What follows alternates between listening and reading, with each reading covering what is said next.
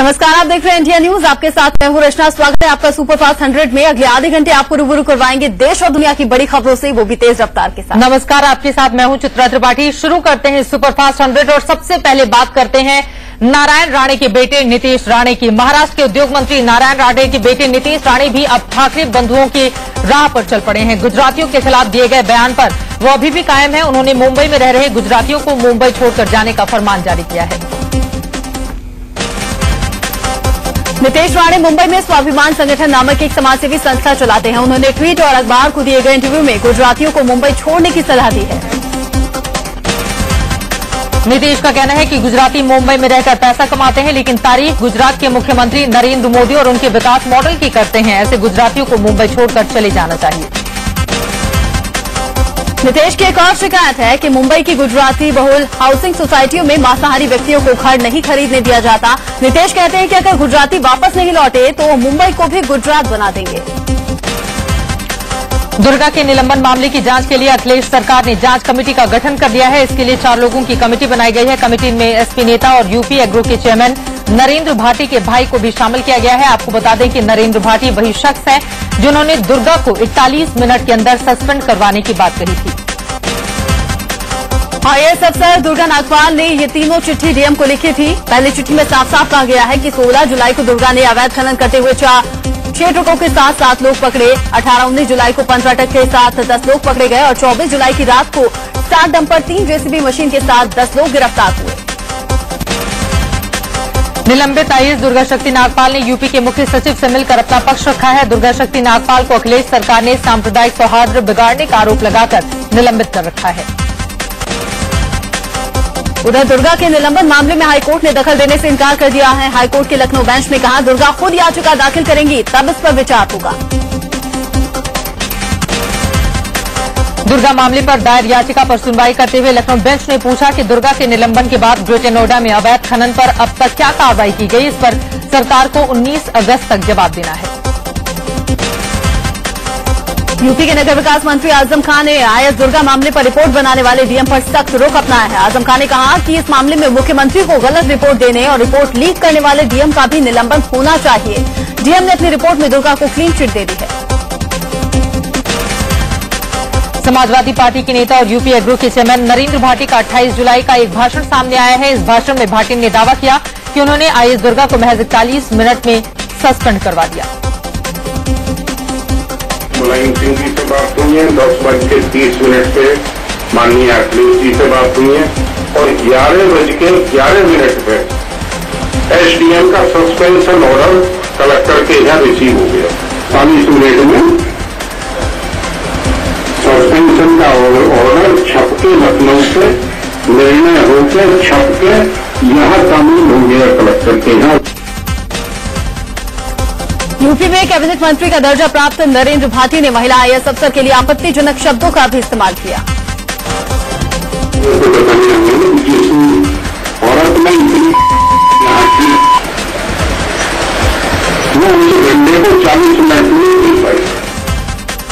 नरेंद्र भाटी का 28 जुलाई का बयान मीडिया में सामने आया तो वो सफाई देने में भी जुट गए। भाटी ने मीडिया को ही आड़े हाथों लेते हुए कहा कि दरअसल उनके बयान को तोड़ मरोड़ कर पेश किया जा रहा है। हमने सूचना दी और माननीय मुख्यमंत्री जी ने तुरंत संज्ञान ले लिया। इलेक्ट्रॉनिक मीडिया जिस तरीके से तोड़ मरोड़ के पेश कर रहा है वो कोई मैं अच्छा नहीं मानता। बीएसपी नेता स्वामी प्रसाद मौर्य ने कहा कि दुर्गा मामले से मुख्यमंत्री अखिलेश यादव का झूठ और नरेंद्र भाटी का सच सामने आ गया है।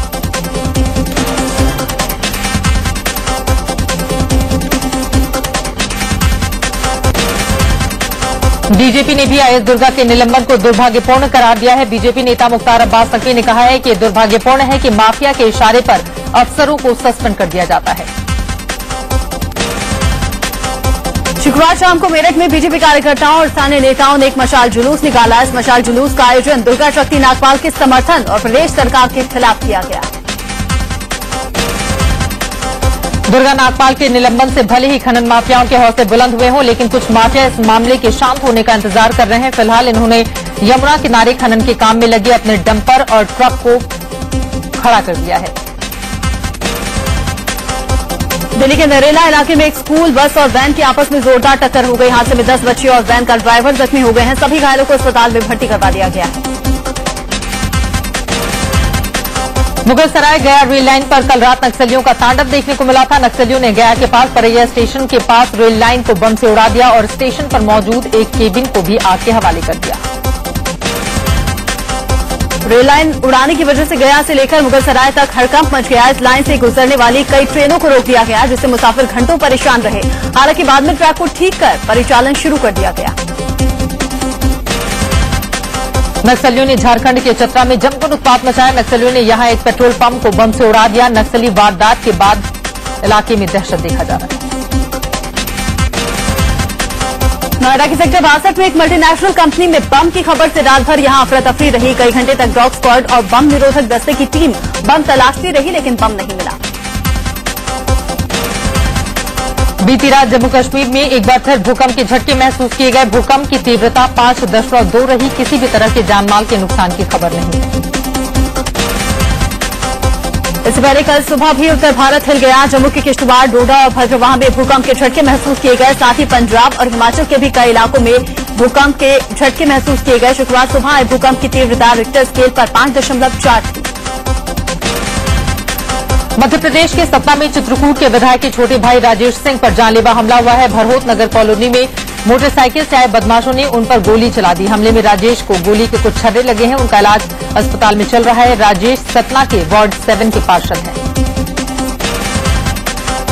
मध्य प्रदेश के भिंड में पीडब्ल्यूडी के एसडीओ पर वहां के एक ठेकेदार ने पत्थरों से जानलेवा हमला कर दिया। इस हमले में एसडीओ बुरी तरह से जख्मी हुए हैं। उन्हें अस्पताल में भर्ती करवा दिया गया है। घटना के बाद से आरोपी ठेकेदार फरार है।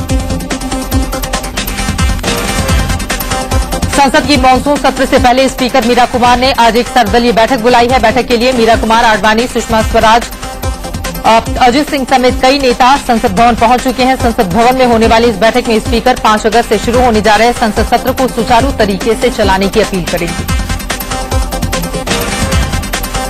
आज वित्त मंत्री पी चिदम्बरम भी विपक्षी दलों के साथ बैठक कर सकते हैं। साल 2008 से राज्यसभा में लटके बीमा बिल को पास कराने को लेकर चिदम्बरम विपक्षी दलों से आम राय बनाने की कोशिश करेंगे। इस बिल में बीमा क्षेत्र में विदेशी निवेश की सीमा मौजूदा 26% से बढ़ाकर 49% कराने का प्रस्ताव है।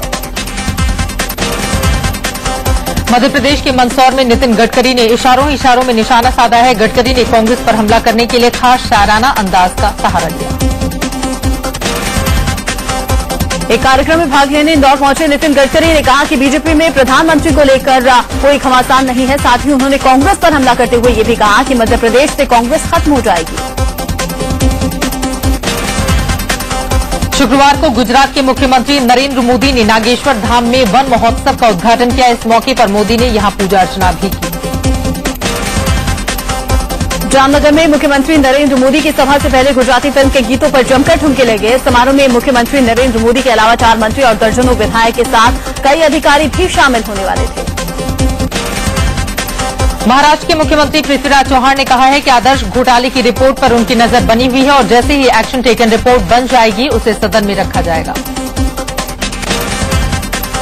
बिहार विधानसभा का मानसून सत्र के खत्म होने के बाद मुख्यमंत्री नीतीश कुमार ने बीजेपी पर जमकर निशाना साधा। नीतीश कुमार ने कहा कि बीजेपी के नेता परेशान हैं और झूठ-मूठ का हंगामा कर रहे हैं।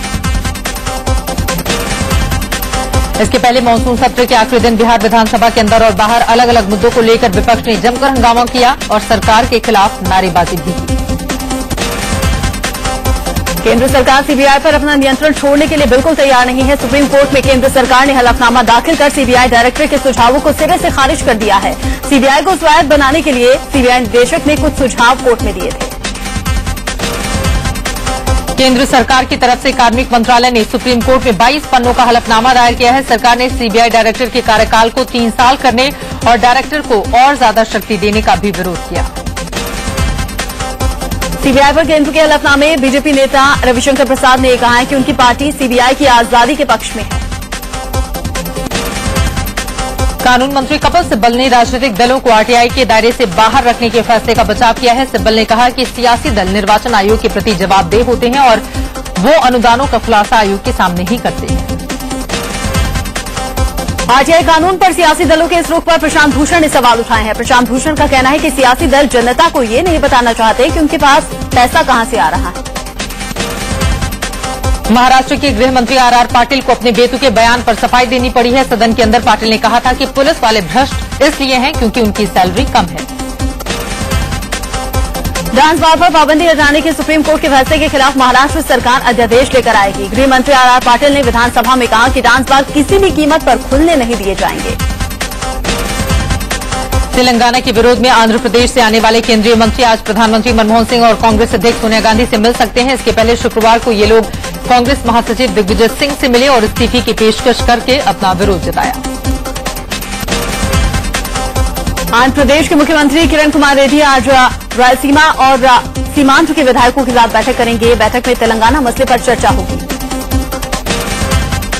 अलग तेलंगाना के फैसले को लेकर केंद्रीय मानव संसाधन विकास मंत्री पल्लम राजू ने इस्तीफे की पेशकश की है। फिलहाल पार्टी ने उन्हें अपने पद पर बने रहने के लिए कहा है। अलग तेलंगाना राज्य के विरोध में सीमांत और रायलसीमा के 3 मंत्रियों समेत 10 विधायकों और 4 विधान पार्षदों ने इस्तीफा दे दिया। इस्तीफा देने वाले मंत्रियों में गंता श्रीनिवास राव, इरासू प्रताप रेड्डी और टीजी वेंकटेश शामिल हैं। अलग गोरखालैंड राज्य की मांग को लेकर गोरखा जनमुक्ति मोर्चा ने आज से अनिश्चितकालीन दार्जिलिंग बंद बुलाया है। गोरखालैंड क्षेत्रीय प्रशासन के सीईओ और गोरखा जनमुक्ति मोर्चा के प्रमुख विमल गुरुंग पहले ही पद से इस्तीफा दे चुके हैं। अलग विदर्भ राज्य बनाने की मांग जोर पकड़ने लगी है। नागपुर में शुक्रवार को सैकड़ों लोगों ने सड़क पर उतरकर प्रदर्शन किया। तेलंगाना पर आए फैसले के बाद बोडोलैंड को लेकर आंदोलन तेज हो गया है। अलग बोडोलैंड की मांग को लेकर असम के कोकराझार रेलवे स्टेशन पर 12 घंटे तक ट्रेनों की आवाजाही ठप कर दी गई। केदारनाथ मंदिर में 11 सितंबर से पूजा शुरू हो जाएगी। देहरादून में सरकार, मंदिर समिति और तीर्थ पुरोहितों के बीच बैठक हुई, जिसके बाद मुख्यमंत्री विजय बहुगुणा ने ये जानकारी दी। उत्तराखंड आपदा के शिकार 20 परिवारों को मुख्यमंत्री विजय बहुगुणा ने देहरादून में 5-5 लाख रुपए की राहत राशि का चेक सौंपा। मुख्यमंत्री ने इन परिवारों को हर संभव मदद का भरोसा भी दिलाया। दिल्ली पुलिस के प्रवक्ता राजम भगत ने दिल्लीवासियों से अपील की है कि वो अपने बच्चों को सड़क पर खतरनाक स्टंट करने से रोकें। ऐसा नहीं करने पर उनके खिलाफ मोटर व्हीकल एक्ट और सीआरपीसी की धाराओं के तहत मामला दर्ज कर कार्रवाई की जाएगी। बीजेपी ने पीएम पद पर नेताओं को बोलने से मना किया है, लेकिन बड़बोले शत्रुघ्न सिन्हा मानने के लिए तैयार नहीं है। उन्होंने अब लालकृष्ण आडवाणी को पीएम पद का बेहतर उम्मीदवार बताया है। इससे पहले गुरुवार को संघ नेताओं ने बीजेपी के दिग्गजों से कहा कि वो नरेंद्र मोदी के साथ पूरी ताकत से खड़े रहें। बीजेपी आरएसएस की बैठक में संघ ने यह भी कहा कि पार्टी में मोदी का विरोध न हो। नरेंद्र मोदी का चुनावी अभियान सितंबर से शुरू होने जा रहा है। बीजेपी के प्रदेश अध्यक्ष नरेंद्र तोमर ने बताया कि 25 सितंबर को मोदी भोपाल में कार्यकर्ताओं को संबोधित करेंगे। सूत्र ये भी बताते हैं कि बीजेपी कैंपेन कमेटी की बैठक में तय हुआ है कि वेंकैया नायडू सभी 20 उप समितियों को मॉनिटर करेंगे। बीजेपी सितंबर के महीने से जोर शोर से चुनाव प्रचार शुरू करेगी। 2014 को ध्यान में रखकर बनी बीजेपी की चार्जशीट अगेंस्ट यूपीए कमेटी की पहली बैठक दिल्ली में हुई। आर्थिक मोर्चे पर केंद्र सरकार की नाकामी को लेकर उसे घेरा कैसे जाएगा, बैठक में इस बात पर चर्चा की गई। बीजेपी नेता गोपीनाथ मुंडे ने चुनाव आयोग को जवाब भेजते हुए कहा कि उन्होंने सिर्फ अभी अपने नहीं बल्कि पूरे चुनाव प्रक्रिया में होने वाले खर्च की बात की थी। दरअसल उन्होंने चुनाव में 8 करोड़ रुपए खर्च करने का दावा किया था, जिसके बाद उन्हें नोटिस थमा दिया गया। इंदौर में कांग्रेस ने मुख्यमंत्री शिवराज सिंह चौहान के खिलाफ अनोखा प्रदर्शन किया। कांग्रेसी कार्यकर्ताओं ने सीएम के पुतले को घोड़े पर बिठाकर उनकी बारात निकाली। प्रदर्शनकारियों ने सीएम पर आरोप लगाया कि वो भ्रष्टाचार में शामिल हैं। एमपी विधानसभा में नेता प्रतिपक्ष अजय सिंह ने मुख्यमंत्री शिवराज सिंह चौहान को एक पत्र लिखकर निशाना साधा है। पत्र में मुख्यमंत्री से पूछा है कि आप भ्रष्टाचार की परिभाषा बताएं। इस पत्र में प्रदेश में हुए भ्रष्टाचार के कई मुद्दे उठाए गए हैं। झारखंड सरकार में मंत्रिमंडल विस्तार को लेकर लॉबिंग तेज हो गई है। जेएमएम, कांग्रेस, आरजेडी के गठबंधन वाली सरकार में मंत्री पद पाने की होड़ लग गई है। कुछ निर्दलीय भी मंत्री पद पाने के लिए कांग्रेस में शामिल होने का मन बना चुके हैं। दिल्ली के जवाहरलाल नेहरू विश्वविद्यालय में एक छात्र के कातिलाना हमले में जख्मी हुई छात्रा रोशनी की हालत में हल्का सुधार है। शुक्रवार को उसे वेंटिलेटर से हटा दिया गया। डॉक्टर्स के मुताबिक वो हाथ पैर हिला रही है। उधर इस मामले में पुलिस सभी पहलुओं को ध्यान में रखकर जांच कर रही है। विश्व मानव जागरण मंच ने छपरा के धर्मासती गांव में पीड़ित परिवारों को न्याय दिलाने के लिए आंदोलन चलाने का ऐलान कर दिया है। मिड डे मील खाकर 23 बच्चों की मौत हो गई थी। शुक्रवार को उन बच्चों को श्रद्धांजलि देने के लिए एक सर्वधर्म प्रार्थना सभा का आयोजन किया गया। छबरा मिड डे मील कांड में दोषी प्रिंसिपल मीना कुमारी ने जमानत के लिए सीजेएम कोर्ट में अर्जी दी है। कोर्ट आज मीना की अपील पर सुनवाई करेगी। इसके पहले प्रिंसिपल मीना कुमारी की पॉलीग्राफी टेस्ट की कार्रवाई पूरी हो गई। टेस्ट के लिए दिल्ली से एक्सपर्ट आए थे। 3 दिन तक हुए इस पॉलीग्राफी टेस्ट की रिपोर्ट 1 हफ्ते बाद आएगी। दिल्ली मेट्रो का किराया बढ़ सकता है। डीएमआरसी चीफ मंगू सिंह ने मेट्रो का किराया बढ़ाने के लिए शहरी विकास मंत्रालय को सिफारिश की है। मंगू सिंह ने एक कमेटी बनाकर मेट्रो का किराया बढ़ाए जाने की मांग की है। इससे पहले नवंबर 2009 में दिल्ली मेट्रो का किराया बढ़ाया गया था। जम्मू कश्मीर के अरनिया इलाके में सेना ने नकली नोटों और हथियारों की एक बड़ी खेप पकड़ी है। पाकिस्तानी सीमा से घुसपैठ कर रहे 2 लोगों पर जब जवानों ने फायरिंग की तो वो दोनों करीब 5 लाख के नकली नोट और चाइनीज पिस्टल वहीं छोड़कर वापस भाग गए। राजस्थान के बीकानेर में एक नवजात बच्ची की मौत से गुस्साए लोगों ने अस्पताल में जमकर हंगामा किया। मामला पीवीएम अस्पताल के महिला वार्ड का है। परिजनों का आरोप है कि पैदा होने के कुछ देर बाद ही बच्ची की मौत हो गई। डॉक्टर से जब परिजनों ने मौत की वजह जाननी चाहिए तो उनके साथ बदसलूकी हुई। इससे नाराज परिजनों ने हंगामा करना शुरू कर दिया। शुक्रवार को जयपुर में एक भाई बहन पानी की टंकी पर चढ़ गए और जान देने की धमकी देने लगे। ये दोनों अपने पिता की मौत की सीबीआई जांच की मांग कर रहे थे। बड़े अधिकारियों की जांच का भरोसा देने के बाद ही ये दोनों नीचे उतरे। इनके पिता एक अखबार निकालते थे और कांग्रेस विधायक के खिलाफ भ्रष्टाचार की खबर छापने के बाद उनकी हत्या कर दी गई थी। बिहार में बिजली की समस्या पर सीएजी की रिपोर्ट चौंकाने वाली है। इस रिपोर्ट के मुताबिक बिहार में पुलिस के लगभग 300 अधिकारी मुफ्त में बिजली इस्तेमाल करते हैं। पुलिस अधिकारी रौब दिखाकर कभी बिल जमा नहीं करते। मध्य प्रदेश के जबलपुर हाईकोर्ट ने मुन्ना महाराज हत्याकांड मामले में नरसिंहपुर जिला अदालत में चल रही सुनवाई पर फिलहाल रोक लगा दी है। पूर्व महापौर कल्याणी पांडे की याचिका पर हाईकोर्ट ने यह फैसला दिया। हरदोई में झूठी इज्जत की खातिर एक पिता ने अपनी बेटी के साथ उसके पति की भी हत्या करवा दी। 1 साल पहले दूसरी जाति के लड़के से शादी करने से नाराज घरवालों ने इस वारदात को अंजाम दिया। पुलिस ने लड़की के घरवालों के खिलाफ मामला दर्ज कर लिया है। बेंगलुरु में पुलिस ने 11 विदेशी महिलाओं को हिरासत में लिया है। सभी महिलाओं पर वेश्यावृत्ति में शामिल होने का आरोप था। इनके साथ पुलिस ने 2 दलालों को भी गिरफ्तार किया। TV serial actress Urvashi Dholakia की कार से 51,000 रुपए की चोरी कर ली गई। उर्वशी बांद्रा के एक होटल में खाना खाने गई थी और कार पार्किंग में लगी थी, तभी किसी ने बैग से रुपए उड़ा लिए। पुलिस ने केस दर्ज कर लिया है। मुंबई के कांदीवाली में एक महिला ने अपनी कार से 5 लोगों को रौंद दिया, जिसमें से एक की हालत नाजुक बनाई जा रही है। साक्षी नाम की इस महिला को पुलिस ने गिरफ्तार कर लिया है। एमपी के ग्वालियर में भीड़ ने एक हिस्ट्री शीटर बदमाश को पीट कर मार डाला। बदमाश पर एक लड़की को अगवा कर बलात्कार करने का आरोप है। आरोपी लड़की के घर केस वापस लेने की धमकी देने गया था, तभी लोगों के हत्थे चढ़ गया।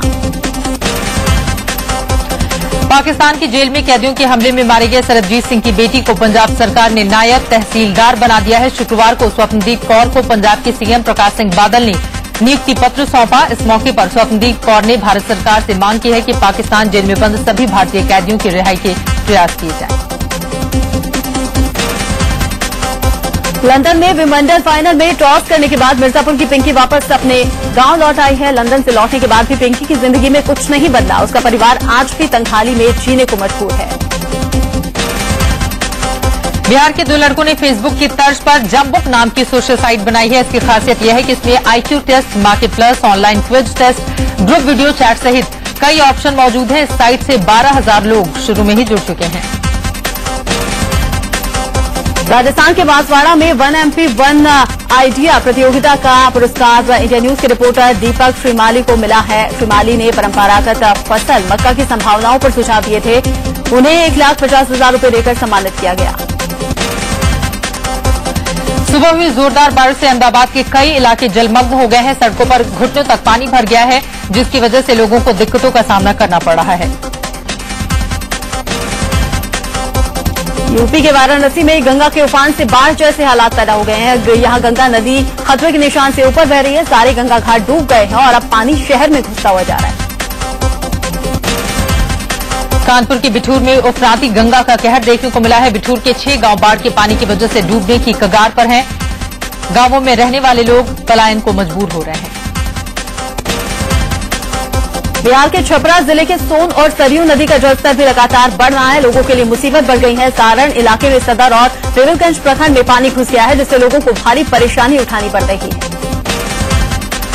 भारी विरोध के बाद शुक्रवार को बीसीसीआई वर्किंग कमेटी की बैठक टाल देनी पड़ी। ये फैसला लिया गया है कि जगनमोहन डालमिया अंतरिम अध्यक्ष बने रहेंगे। इससे साफ हो गया है कि श्रीनिवासन अध्यक्ष पद का कामकाज फिलहाल नहीं संभालेंगे। आईपीएल फिक्सिंग पर बनी बीसीसीआई की जांच टीम को अवैध बताने वाले बॉम्बे हाईकोर्ट के फैसले को सुप्रीम कोर्ट में चुनौती दी जाएगी। आईपीएल गवर्निंग काउंसिल की बैठक के बाद बीसीसीआई ने यह फैसला लिया है। आईपीएल गवर्निंग काउंसिल की बैठक में संजय पटेल और रवि सावंत को अनुशासन समिति में शामिल करने का फैसला लिया गया है। इन्हें संजय जगदाले और अजय शिर्के की जगह पर समिति में शामिल किया गया है। हिमाचल क्रिकेट एसोसिएशन के अध्यक्ष और बीजेपी सांसद अनुराग ठाकुर के खिलाफ विजिलेंस विभाग ने धोखाधड़ी का मामला दर्ज किया है। उन पर धर्मशाला में क्रिकेट स्टेडियम के नाम पर सस्ती जमीन लेकर होटल बनाने का मामला दर्ज है।